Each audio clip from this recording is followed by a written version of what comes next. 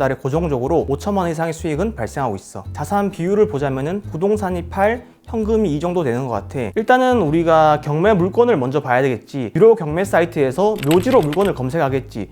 그 중에 사진을 보고 묘가 있는지 그런 물건들을 선별을 하는 거야. 현장 임장을 꼭 가야 돼. 임장을 간 다음에 내가 마음에 들면 입찰을 진행하겠지. 나와 같이 소유권을 가진 다른 사람들에게 협상을 해야 돼. 내가 가진 지분에 대해서 권리 행사를 한다는 내용 증명을 발송을 하겠지. 근데 이분들에게 우리가 되팔면 좋겠지만 안 됐을 때 우리는 이 땅을 경매로 다시 매각을 할 수가 있어. 안녕, 나는 대한민국에서 묘지 경매를 제일 잘하는 도강민이야.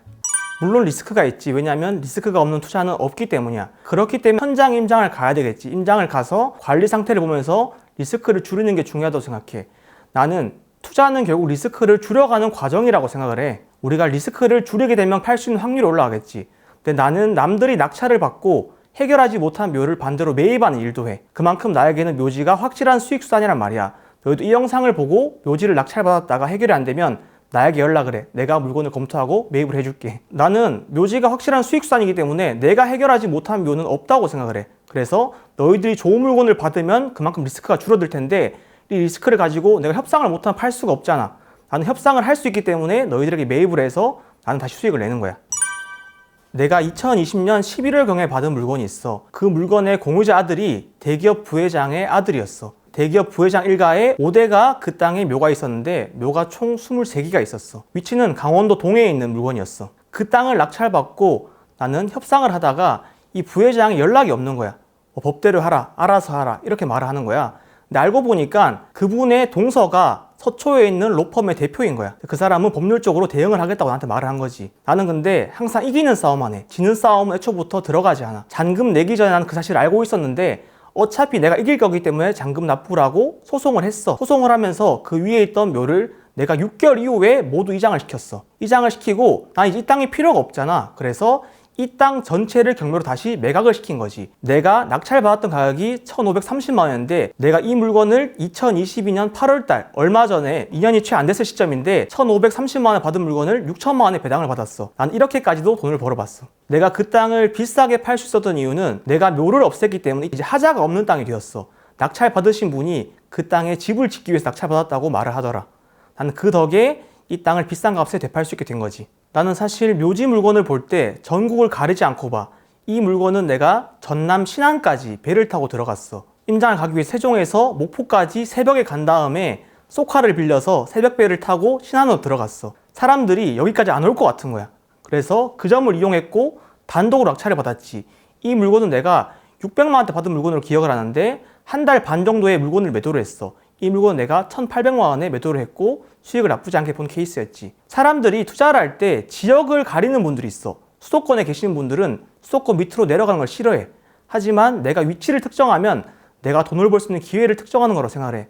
결국 돈이 되면 어디든 갈 수 있는 마음, 그 마음이 제일 중요하다고 생각을 해. 내가 빨리 물건을 판 케이스는 우리가 경매에서 복등기라는 게 있어. 내가 낙찰을 받고 소유권을 가져온 다음에 바로 매수자에게 등기를 넘기는 건데 동시에 등기가 2개가 들어가는 걸 우리가 복등기라고 표현을 해. 내가 입찰을 갔을 때 묘지 연고자도 입찰을 한 거야. 근데 그 중에서 내가 낙찰을 받게 된 거지. 난 다음 물건을 입찰을 했기 때문에 기다리고 있었는데 누군가 뒤에서 나를 부르더라고. 잠깐 나오라고 하길래 이야기를 해보니까 본인들이 다시 땅을 사고 싶다고 말을 하는 거야. 그래서 나는 잔금을 납부하자마자 그분들에게 되파는 형태로 수익은 크지 않았고 500만 원 수익을 봤어. 이렇게 바로 파는, 사실 하루 만에 파는 형태지. 이렇게 하는 걸 우리가 복등기라고 표현을 해. 어떻게 하는 거냐면 우리가 경매에서 잔금을 내잖아. 그 다음에 법무사의 가치가 보통 우리가 매도를 할 때 법무사에 가게 되는데 이분들이 셀프 등기를 못하기 때문에 이 과정을 법무사에 위임을 하는 거야. 법무사에 가서 내가 낙찰받은 거에 대해 소유권을 맡기고 이분이 가져가는 등기 작업까지 동시에 진행을 하는 거지.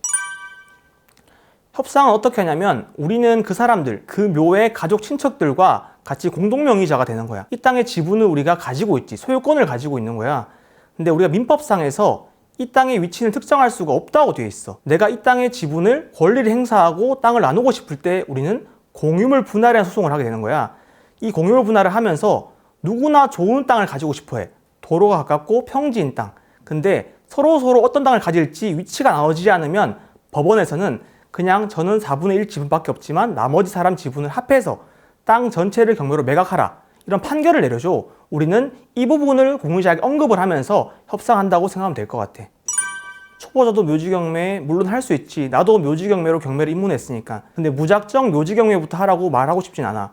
나 역시 경매를 시작하기 전에 1년 동안은 공부만 했어. 그 공부를 하다가 돈이 없었기 때문에 내가 선택한 방법이 묘지 경매였어. 그래서 너희들도 묘지를 무작정 낙찰받기보다는 경매 공부를 하고 이 경매가 어떻게 흐름이 이어지는지 흐름을 익힌 다음에 입찰을 하면 좋을 것 같아. 우리가 경매 물건 입찰하기 위해서는 항상 제일 먼저 물건을 봐야 되잖아. 난 제일 강조하는 게 역지사지라고 해. 내가 이 땅을 받았을 때 이 사람들이 꼭 필요한 땅인지 이 부분을 짚어보면은 초보자도 충분히 리스크를 줄여서 할 수 있다고 생각을 해.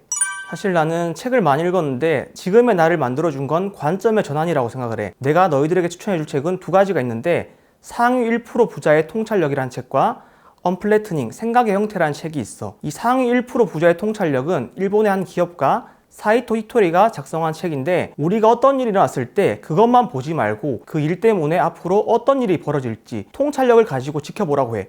난 이 책을 보면서 앞으로 내가 어떤 일을 봤을 때 어떤 결과가 일어날지 예측을 하려고 많이 노력을 했던 것 같아. 그 다음 두 번째가 언플래트닝 생각의 형태라는 책인데 이 책은 만화책이야. 보기가 어렵진 않을 텐데 난 이 책을 보고 많은 귀감을 받았어.